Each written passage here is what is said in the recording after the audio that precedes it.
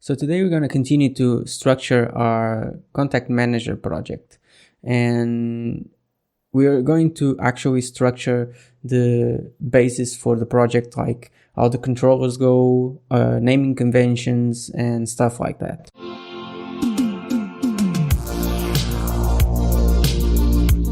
Okay, so this is a basic layout that I just got from the Bootstrap examples page, and we're going to use this to actually start putting our project together. The menu on the left side will basically be used to structure our contact manager. So let's look into the database and see what we need. So we're going to need some place to manage the users, some place to manage the users groups, some place to actually manage the contacts tags, documents, and tags. So let's start by looking at the menu, and let's leave one for the dashboard. Okay, that's good. So then let's make this one as contacts, and this one as users. And I think that's enough for now. Okay. And if we go here, now we have our base menu there, and we can now remove the rest of the menu here because we're not going to use it for now. Okay. And this is a table, but for now we're not going to need the table. We'll use something else later. Okay. So this is turning out okay. The other thing that we can actually do now is put the link here for the sign out. We had it on our dashboard. Is just this is our sign out link. So let's put it here.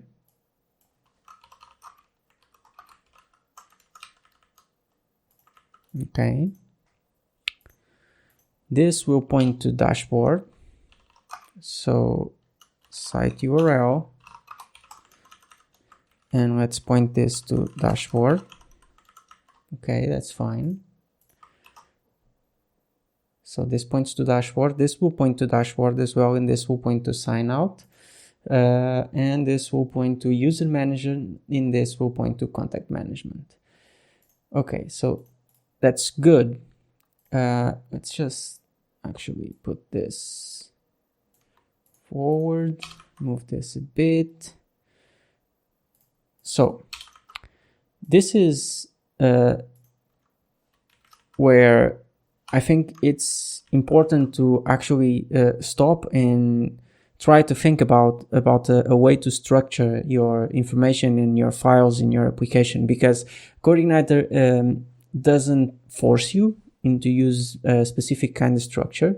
It tells you that you can use MVC, and you can put models in your model folder, and your controllers in your controller folder, and your views in your view folder. But it doesn't actually force you to do this. And one other thing that it doesn't force you to is to actually structure your views in a certain way. So what end up happening to most of people is that when you open, imagine that you're just picking up a new project and the project was left for another developer, and the views folder is normally the most problematic one, because most developers just put the views like there. They don't follow a structure. So I'm going to show you what I normally do. What I normally do is I create a convention to structure my view folder. So what I do is, when I'm at the dashboard controller, where I'm right now, normally what I do is I create a folder called dashboard.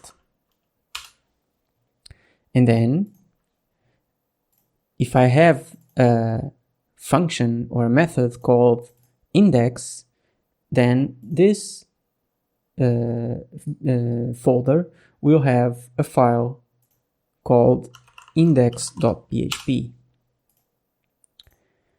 And this way, I know that the main content for dashboard index will be always in dashboard index. And if I have other methods, they will have specific files as well.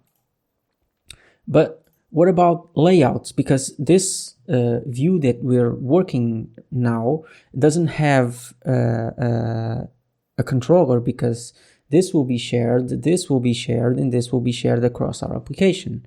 So what I do normally is I create another folder called layouts. And what I would do is actually move this file here, this dashboard here. I'll call it application, and I'm gonna move it into the layouts folder like this. So now this will give me an error because I'm trying to load this view here. So if I refresh this, I'll get an error because the view that is trying to load doesn't exist anymore. So this way, what I do is I create a variable called data yield, and this is called dashboard index. And the view that I'm going to load here will be layouts dash application dot, and into it I'm gonna send data. So now in my application, this is the main part where all my specific code for each one, view will be loaded into. So what I do now is view yield like this. Like this is the basic structure and the fundamentals of the structure that I normally use. But you can actually make this even better with the use of layouts in Codeigniter. So if we go into the Codeigniter documentation here,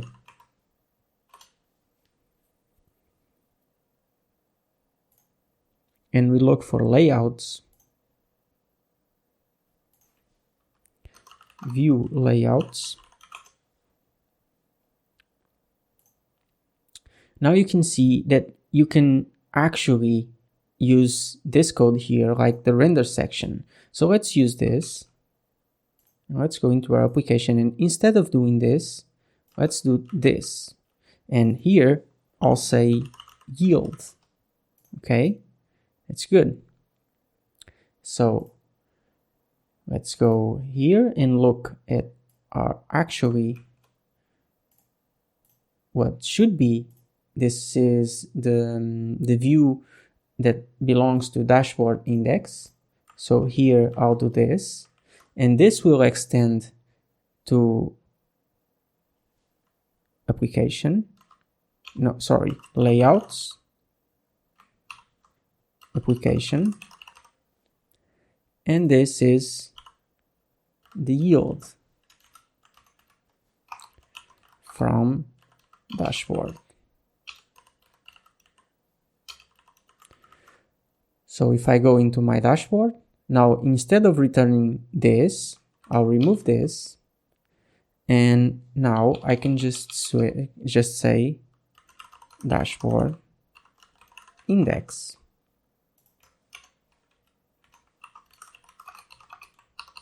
Let's put it into an array, empty array. And if we go here now I have my layout that has a view in it that has the specific content for the controller that I'm using at the moment. So this makes for a cleaner controller, because now you are just using this to load one view, and this view will extend to a layout that has the structure for your application. But why do I use this convention here? Because I'm actually typing this again. Later in the project, I'm going to show you a base controller that I made, that I always use in my projects, that allows you to even remove this line here, and so your views are actually auto-loaded based on your class name and your method name. But for now, let's keep it this way. So let's continue to the structure of the project. So we need a contacts controller and a users controller. So let's do that. So if we create a new file in the CI controller using the snippets that I normally use, then you can have another controller. And for this controller, I'm going to call it contacts, extends to controller, and I'm going to save the file into my controllers with the name contacts.php. Okay, and this will return a view as well, but the view will be contacts/index. Okay, and now if I go into my application and I go into my contacts menu here, I do site URL and I point this to contacts. I'm gonna do just the same for users. Site URL, users. Okay, that's good. And if we test this, okay, refresh, control contacts, and I get an error because the view doesn't exist yet. So we just go into this view here and let's do a file duplicate, and now just send this one into contacts. And same thing, the name will be index from contacts, just so we can test things out. See? So now we're moving. So if I go to dashboard, okay, so I haven't put the link into the dashboard yet. So let's do that. So site URL, and this one will point to dashboard. Okay, so if I refresh this and I go into dashboard, hello world from dashboard, contacts, hello world for contacts, and users, it gives me a 404 because I haven't created the controller yet. Okay, so let's create another controller. So new file, CI controller. Let's call this one users. Save it into the controllers folder. So users.php, and this one will return another view called users index. And now we open the dashboard index and we duplicate this file. In this one, you will go into the folder called users. Okay, so our view folder now has the following structure. It has a contacts folder, a dashboard folder, errors folder provided by Codeigniter, it was not created by us, a layouts folder, and the users folder. And the navigation now should work because we have a users, contacts, and dashboard. Okay, so everything appears to be working for now. Let's go into the contacts now. what we will do here is we'll be displaying all the contacts that we have in our database, and we'll need some kind of button to actually add a new contact. So let's create the layout for this. So contacts index. Here we do contacts.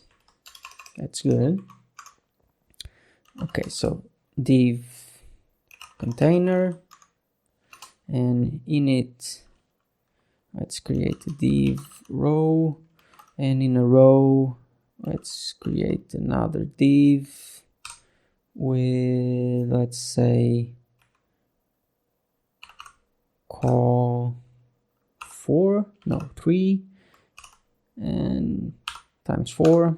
Okay, so in every one of these ones, let's put another div with card.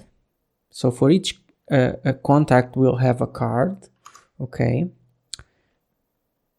so now let's actually do it this way. Okay, so we need something like name and last name. Okay, and we need like let's do email,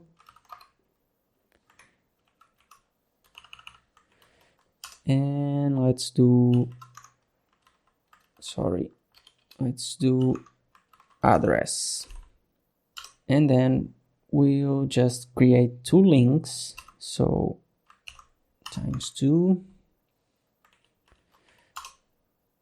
and this will be update, and this will be delete. So I can update and delete each contact. So let's see how this is going to turn out. Okay, so I just tidy up the view a bit more. So the view looks like this now. So there's a card for each contact, and now we have new contact. So we have basically all the CRUD functionality, all the views that will be needed, at least to display the contacts. Then we will just need an update and an insert contact. I think we can do that on this video as well, create the views. If we open the contacts controller, we should create here a few methods. So let's create a public function, create, and a public function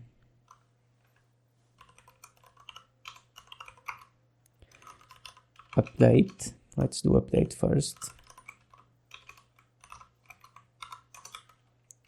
And let's do a public function called delete as well.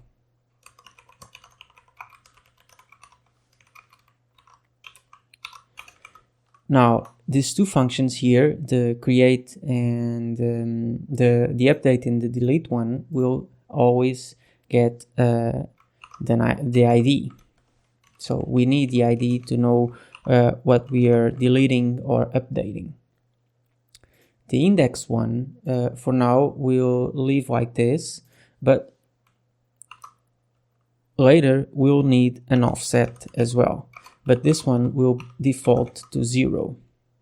So this one is not you're not required to send it, but these 2 you are required. If you don't send the ID, you'll get an error. So that's what we are hoping to achieve here.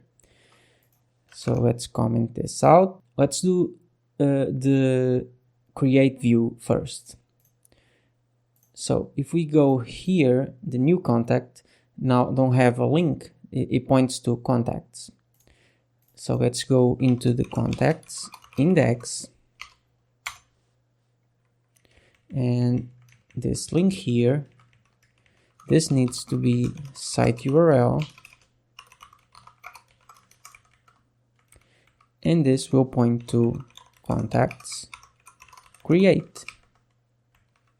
So if we go here and click new contact, I get a blank page because I'm not loading the view just yet. So let's use this one and just do contacts create. So let's open contacts index. Let's duplicate this and call it create. Okay, we'll keep this, and then remove all of this. Okay. So we'll use the form helper to open and close the form. So form open and form close.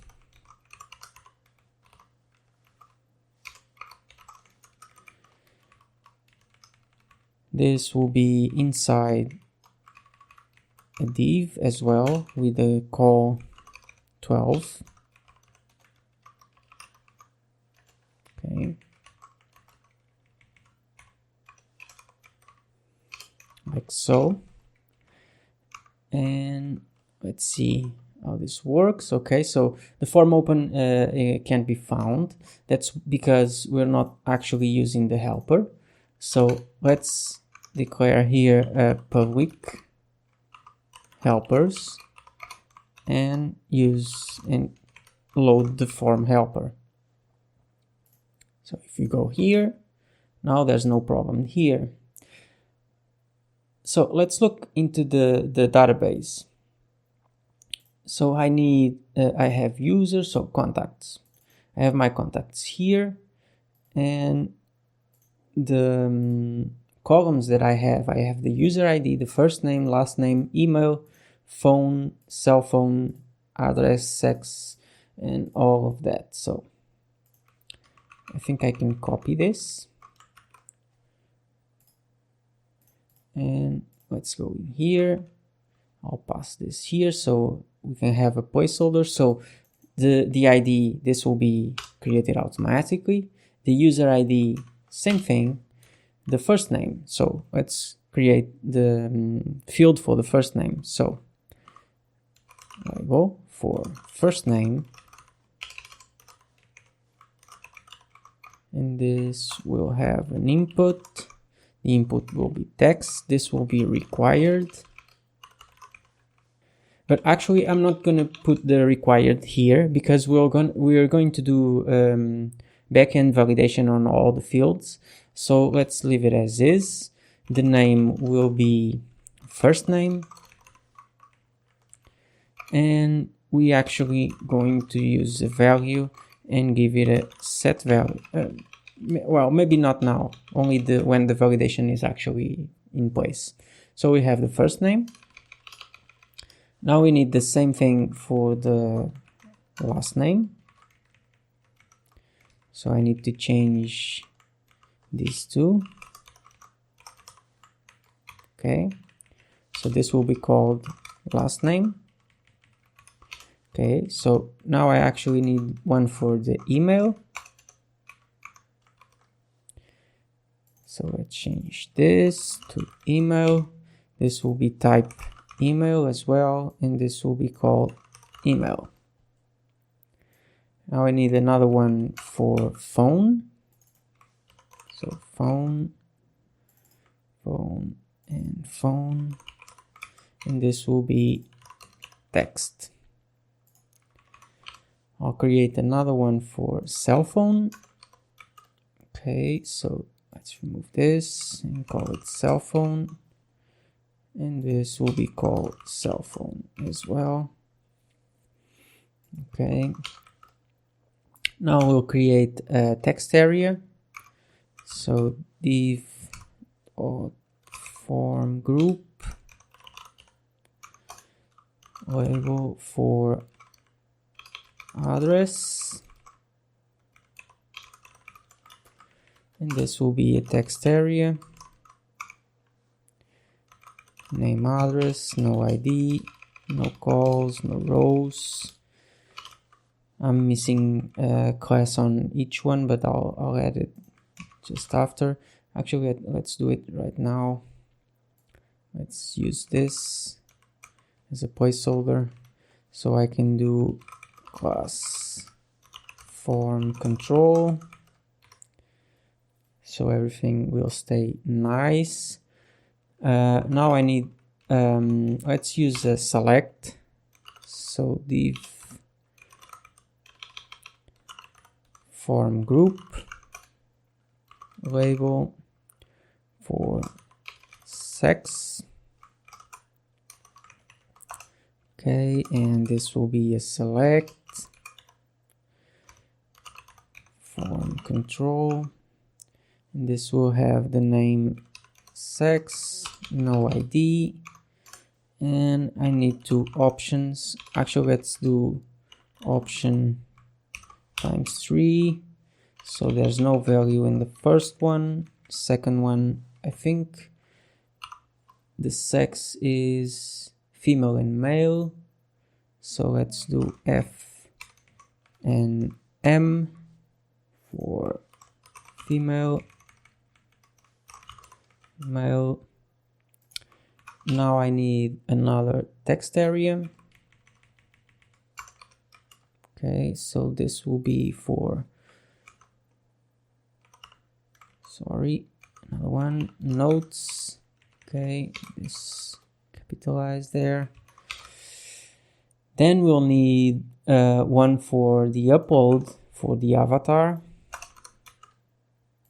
So let's call this one avatar, and this is type file. Okay, and the created at and updated at will be added automatically as well. So let's do this and add a button. This will be type submit, and let's call it submit or save actually. Okay, let's test this out. Okay, now we have a view with everything that we need. Okay, that's good.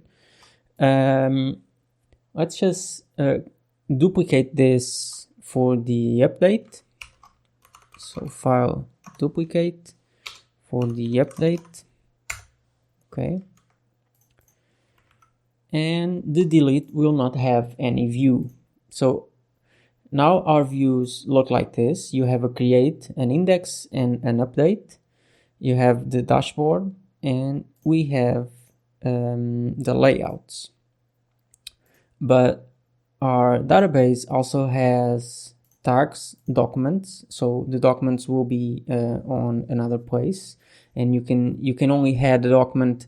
I'll make it so that you can only have added a new document on a previously created contact. So you'll need to create the contact first, and the tags you can actually add them right on when you create the contact. So actually, let's add here another field called tags. So let's do an input. So a normal input will do, I think. So let's copy one from here. Okay. And let's call this tags. Okay. It's good. And let's do the exact same thing on the update view.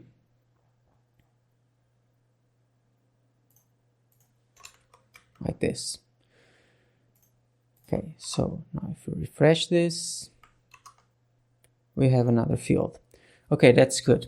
I'll do new contact here, and I want to change something in this view.